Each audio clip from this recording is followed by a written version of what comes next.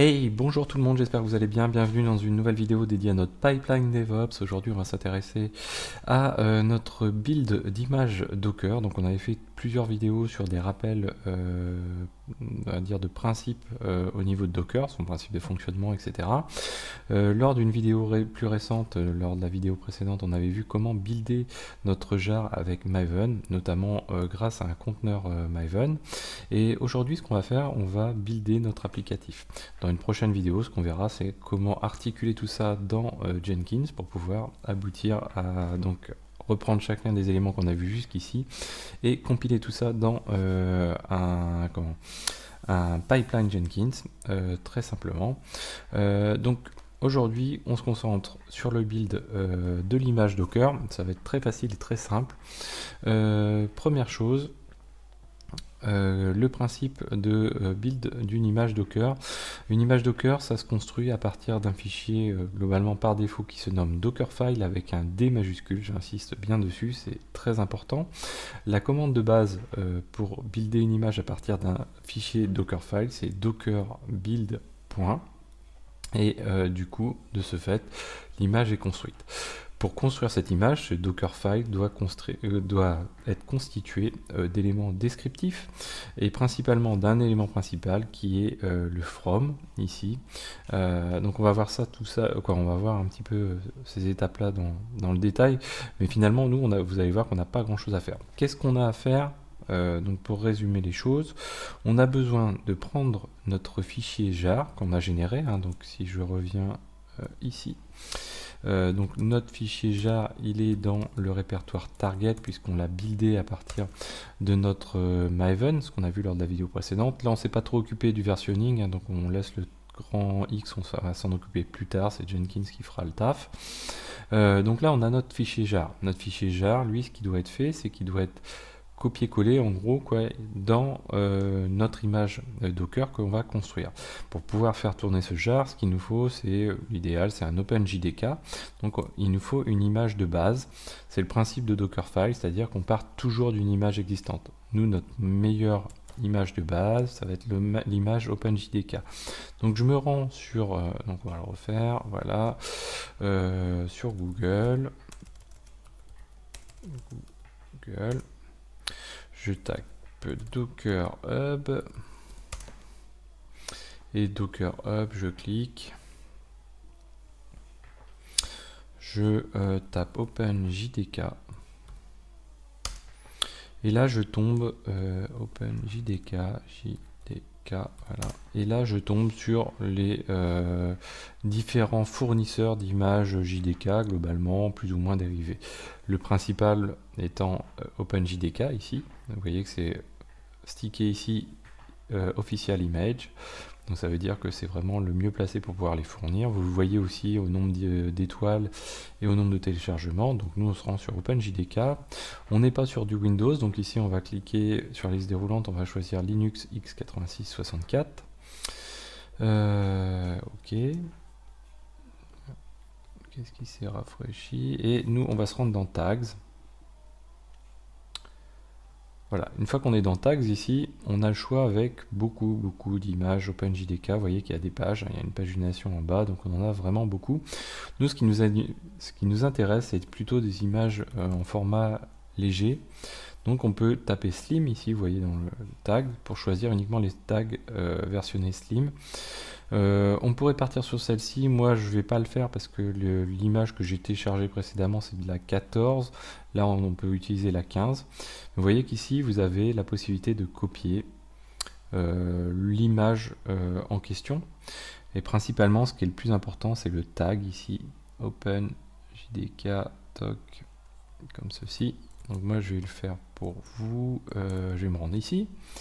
Je vais faire un Docker Pull pour récupérer l'image. C'est pas forcément nécessaire de faire le Docker Pull. De base, quand vous allez construire une image, si l'image source n'est pas présente, quoi qu'il arrive, Docker va la retélécharger. Moi, je relance le OpenJDK 14. J'ai bien mon image qui était déjà présente. Si je fais un Docker Images avec un S ou Docker Image LS, ça revient image ls, ça revient au même. Et je me retrouve ici avec mon image OpenJDK 14 qui est présente. Derrière, qu'est-ce qui se passe? Derrière, je suis dans mon répertoire de mon applicatif, quoi, mon dépôt de mon applicatif, pardon. Donc si je me rends, on va, non, on va rester ici. Alors j'ai un répertoire en trop qui traîne depuis la dernière fois. On va le supprimer. Hop, voilà, pour être exactement.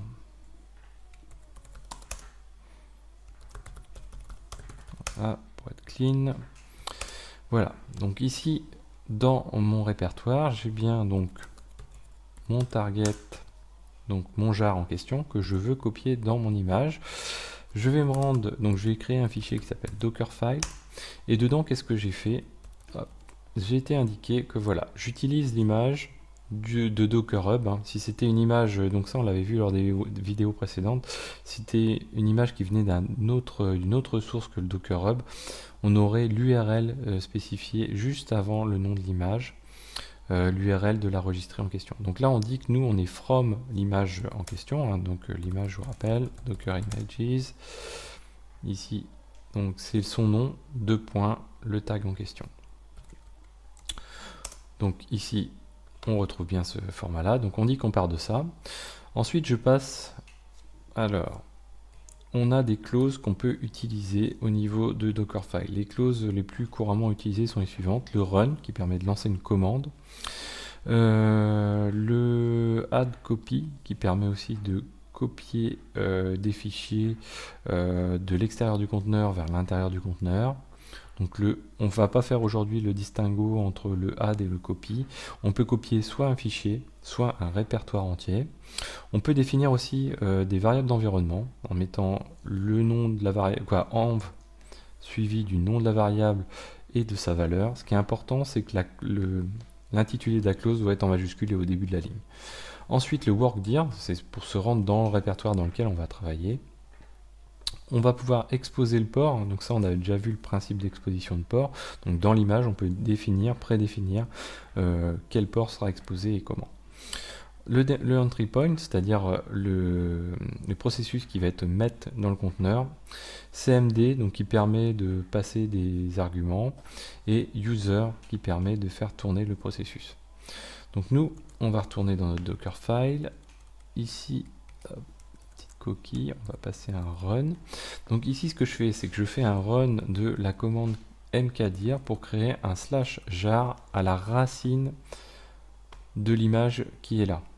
Donc là, on peut assimiler l'image à un conteneur final, même si elle ne tourne pas. L'idée, c'est de se dire, dans notre conteneur final, qu'est-ce qu'on va avoir? On va avoir un répertoire /jar, donc à la racine. Et dans ce /jar, ce qu'on va faire, c'est qu'on va copier donc, ce qui est à l'extérieur pour l'instant, donc le target, donc ceci. Hop. Donc si je fais un ls, donc en gros, je copie target /étoile.jar là où je suis, où est situé mon Dockerfile. Donc voilà, on copie cet élément-là dans /jar, à l'intérieur de mon image. Donc on l'aura à disposition dans notre conteneur. Et on expose le port 8080 puisqu'en fait notre conteneur notre jar, lorsqu'il fonctionne, lorsqu'il tourne, il fonctionne avec son port par défaut, le 8080. Donc nous on va faire maintenant, du coup, on a notre Dockerfile qui existe, qui est là, qui est celui qu'on vient de voir. Donc pour le construire, pour construire notre image, pardon, on va faire un Docker build pour utiliser notre image. Et là, dans ce Docker build, ce qu'on peut lui passer, c'est tout simplement donc, Docker build-t pour définir le tag d'une nouvelle image, par exemple Xavkey 1.0, et point pour indiquer qu'on utilise un Dockerfile qui est situé à l'endroit où on est présent, où on lance la commande. Par défaut, Docker va aller chercher le fichier qui se nomme Dockerfile, surtout avec un D majuscule. Donc là, on lance la chose, ça va très vite parce qu'en fait, il suffit simplement de copier les fichiers à l'intérieur de l'image finalement. Et donc là, si je fais un Docker Images, qu'est-ce que je retrouve? Je retrouve ma nouvelle image qui est présente. Maintenant, on va pouvoir la tester, cette image. Donc je vais faire un cat de run.sh. que je vous mets à disposition, donc qui est à la racine du dépôt de notre applicatif. Qu'est-ce qu'on va faire? Donc on va faire, je vais zoomer un petit peu encore, donc on va faire un docker run-d, on va le taper, docker run-d, donc ça on l'a vu, c'est pour lancer un conteneur en mode background, en mode daemon, de manière à ce que celui-ci, quand notre commande a été lancée, on puisse récupérer la ligne de commande et que le processus tourne en background. Ensuite, on va lui passer un --network. Et là, si vous vous souvenez bien, lors de la vidéo précédente, quand on avait buildé notre jar, on avait fait en sorte d'utiliser notre base Postgres, qui d'ailleurs est restée. Donc si je fais un docker ps, vous voyez, j'ai mon Postgres qui tourne toujours. Donc vous pouvez aller voir dans la vidéo précédente comment on avait fait la chose. Mais du coup, moi ce que je dis tout simplement à ce conteneur, c'est de tourner sur le même réseau, le même bridge, que le Postgres, de manière à pouvoir accéder à cette base de données. Ensuite, qu'est-ce que l'on fait? On va lui passer ceci. Donc on va monter un volume à partir du répertoire courant. On va aller chercher donc le application.properties, donc ça on l'avait vu lors de la vidéo précédente, c'est le fichier de configuration de notre jar en question, donc qui permet de notre applicatif en question, qui nous permet de le lancer et de définir où est la base de données, avec quels paramètres on lance on peut se connecter à la base de données, c'est-à-dire l'IP du serveur de base de données, le nom de la base de données, le nom du user et le password en question. Et on dit que ce fichier-là est monté à l'intérieur, donc ça c'est à l'extérieur du conteneur, il se situe à cet endroit-là, et on le monte à l'intérieur du conteneur dans etc/application properties. Après, qu'est-ce que l'on fait? On va indiquer qu'on fait une exposition du port 8080 du conteneur sur le port 8080 de notre host, en l'occurrence mon laptop. Ensuite, on passe à la ligne de commande pour lancer notre applicatif. Donc notre ligne de commande, elle est simple, comme on fait du Java, c'est un Java, Java ici, Java-jar, et on lui passe la localisation du jar. Donc si vous vous souvenez bien, on a vu tout à l'heure dans le Dockerfile, ce qu'on a fait, on a copié le .jar dans /jar de notre image. Donc au final, on se retrouve au bon endroit. On pourrait même mettre /, ça serait un petit peu mieux, comme ceci. Et derrière, comme on fait du Spring Boot, on peut lui spécifier la localisation de notre fichier de configuration properties à l'intérieur du conteneur. Donc comme on a monté notre volume qui est à l'extérieur, à l'intérieur du conteneur dans /etc application properties, on fait la même chose. On indique à Spring Boot, écoute, comme lui il est à l'intérieur du conteneur, on lui dit écoute, ton fichier de configuration il se situe à cet endroit-là. Une fois qu'on a fait ça, on tape sur Entrée, on lance la commande. Alors, pull access denied for network, docker login. Pourquoi il me demande un docker login? Je dois avoir une erreur au niveau de l'image. Oui, j'ai pas indiqué de nom d'image. Donc ici, par exemple, avant la ligne de commande, il nous faut passer le nom de l'image. Donc on a dit que c'était Xavki 1.0. Voilà. Et là, du coup, il se lance. Hop. For the network. Pourquoi il veut pas se connecter? Générateur. Alors. 80-80.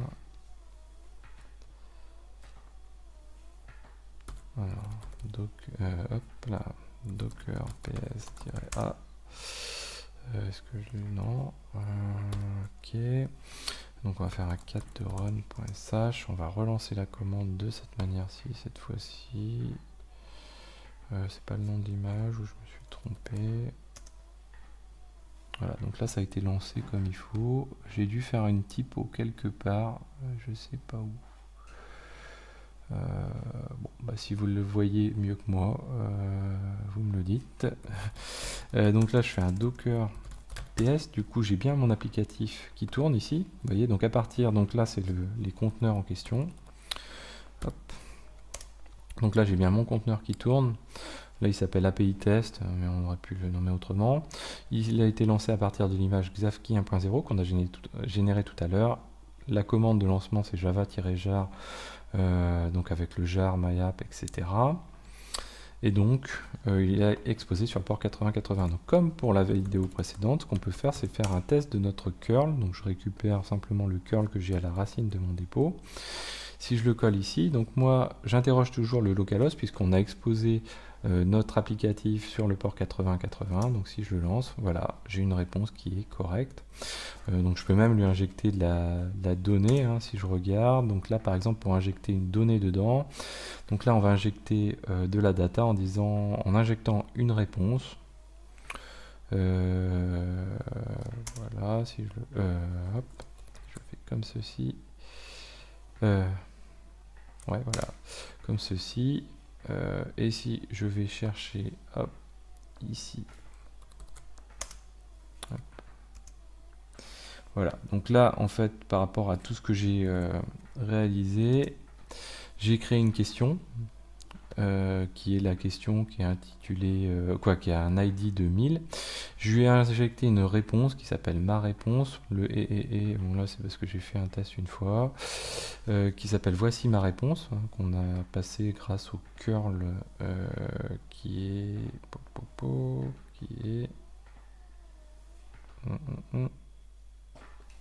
ici. Voilà, qui est ici, pour remonter assez haut. Et donc du coup, la data a été rajoutée dans notre base de données. Maintenant, quand on interroge notre applicatif, il répond bien. Hop, voilà, quand on veut l'interroger, donc on veut la réponse à la question 1000. Hop, on a bien la réponse qui est affichée. Voilà, donc j'espère que cette vidéo vous a plu. On a fait très rapidement pour découvrir donc notre Dockerfile.